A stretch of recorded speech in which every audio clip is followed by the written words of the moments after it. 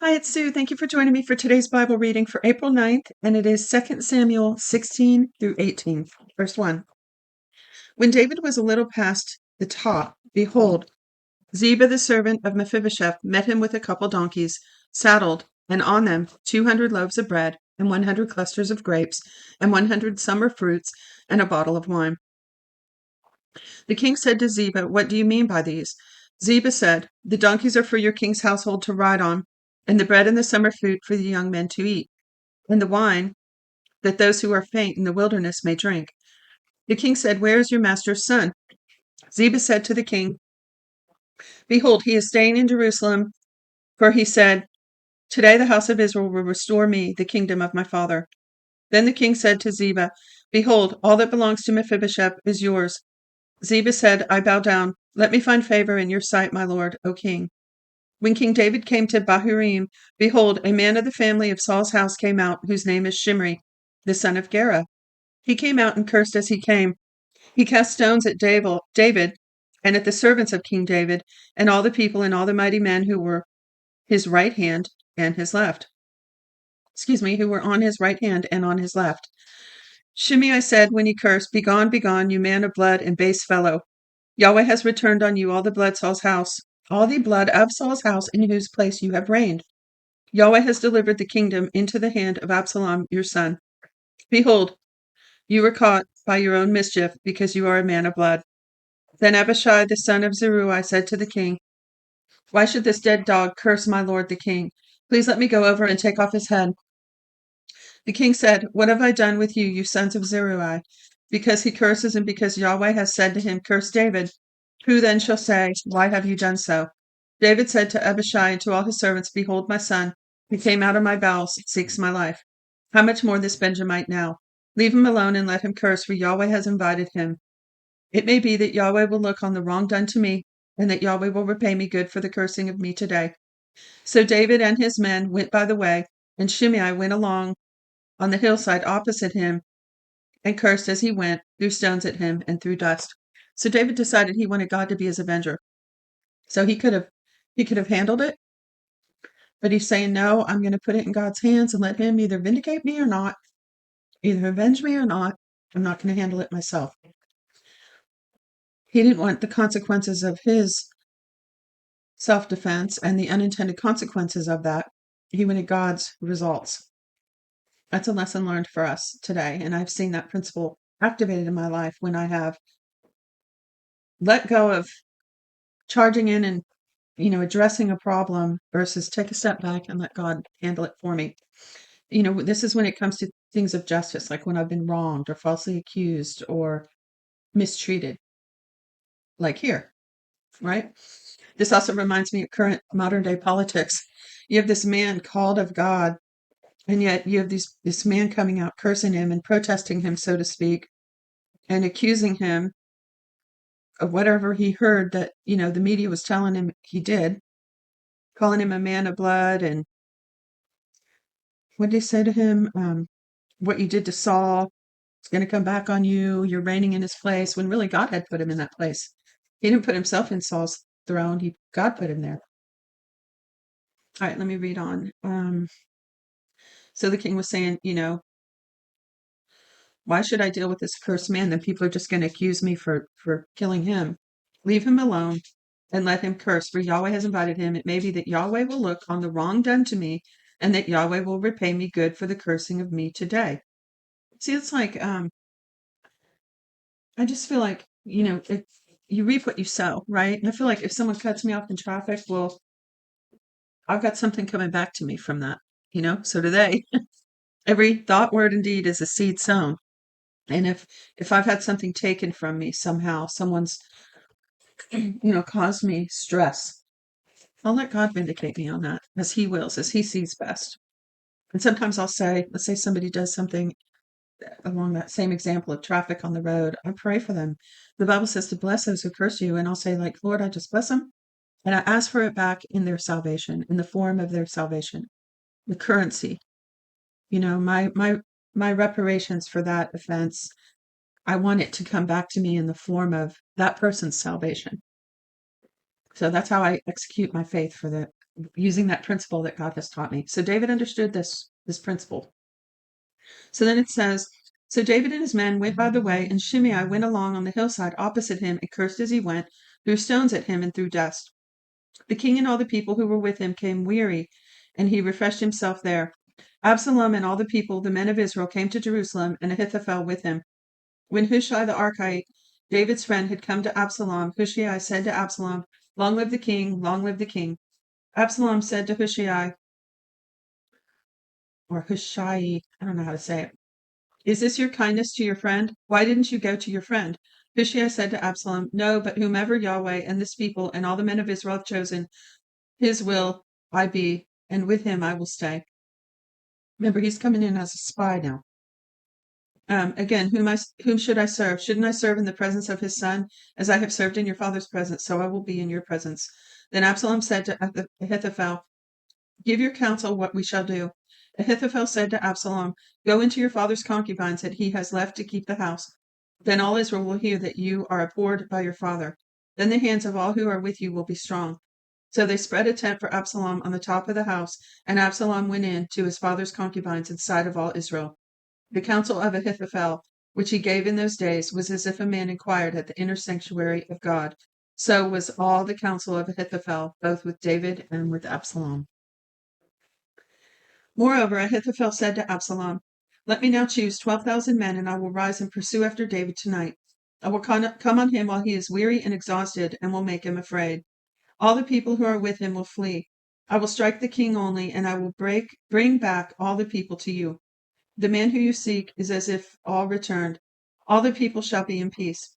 The saying pleased Absalom well, and all the elders of Israel. Then Absalom said, "Now call Hushai the Archite also, and let us likewise hear what he says." When Hushai had come to Absalom, Absalom spoke to him, saying, "Ahithophel has spoken like this. Shall we do what he says? If not, speak up." Hushai said to Absalom, "The counsel that Ahithophel has given this time is not good." Hushai said, "Moreover, you know your father and his men, that they are mighty men, and they are fierce in their minds, like a bear robbed in her cubs in the field. Your father is a man of war, and will not lodge with the people. Behold, he is now hidden in some pit or in some other place. It will happen when some of them have fallen at the first, that whoever hears it will say, there is a slaughter among the people who follow Absalom. Even he who is valiant, whose heart is as the heart of a lion, will utterly melt, for all Israel knows that your father is a mighty man, and those who are with him are valiant men. But I counsel that all Israel be gathered together to you, from Dan even to Beersheba, as the sand that is by the sea for multitude, so that you go to battle in your own person. So shall we come on him in some place where he shall be found, and we will go light on him, as the dew falls on the ground, and of him and of all the men who are with him, we will not leave so much as one. Moreover, if he has gone into a city, then shall all Israel bring ropes to that city, and we will draw it into the river until there isn't one small stone found there." Absalom and all the men of Israel said, "The counsel of Hushai the Archite is better than the counsel of Ahithophel. For Yahweh has ordained to defeat the good counsel of Ahithophel, to the intent that Yahweh might bring evil on Absalom." Um, then Hushai, I said that wrong, let me back up. Absalom and all the men of Israel said, "The counsel of Hushai the Archite is better than the counsel of Ahithophel. For Yahweh had ordained that the defeat, for Yahweh, sorry, for Yahweh had ordained to defeat the good counsel of Ahithophel, to the intent that Yahweh might bring evil on Absalom." Then Hushai said to Zadok and to Abiathar the priest, "Ahithophel counseled Absalom and the elders of Israel that way, and I have counseled this way. Now therefore send quickly and tell David, saying, Don't lodge tonight at the fords of the wilderness, but by all means pass over, lest the king be swallowed up and all the people who are with him." So Jonathan and Ahimaaz were staying at En-Rogel, and a female servant used to go and tell them. And they went and told King David.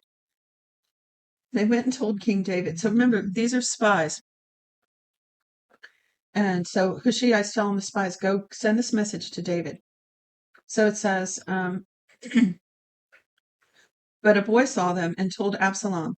Then they both went away quickly and came to the house of a man in Bahurim who had a well in his court, and they went down there. The woman took and spread the covering over the well's mouth and spread out bruised grain on it, and nothing was known. Absalom's servants came to the woman to the house, and they said, "Where are Ahimaaz and Jonathan?" The woman said to them, "They have gone over the brook of water." When they had sought and could not find them, they returned to Jerusalem. After they had departed, they came up out of the well and went and told King David, and they said to David, "Arise and pass quickly over the water, for thus has Ahithophel counseled against you." Then David rose and all the people who were with him, and they passed over the Jordan. By the morning light there lacked not one of them who had gone over the Jordan. When Ahithophel saw that his counsel was not followed, he saddled his donkey, arose, and went home to his city, and set his house in order, and hanged himself, and died, and was buried in the tomb of his father. Then David came to Mahanaim. Absalom passed over the Jordan, and he and all the men of Israel with him. Absalom set Amasa over the army instead of Joab. Now Amasa was the son of a man whose name was Ithra the Israelite, who went into Abigail, the daughter of Nahash, sister of Zeruiah, Joab's mother. Israel and Absalom encamped in the land of Gilead. When David had come to Mahanaim, Shobi the son of Nahash of Rabbah of the children of Ammon, and Machir the son of Amiel of Lodebar, and Barzillai the Gileadite of Rogelim, brought beds, basin, earthen vessels, wheat, barley, meal, parched grain, beans, lentils, roasted grain, honey, butter, sheep, and cheese of the herd for David and for the people who were with him to eat. For they said, "The people are hungry and weary and thirsty in the wilderness."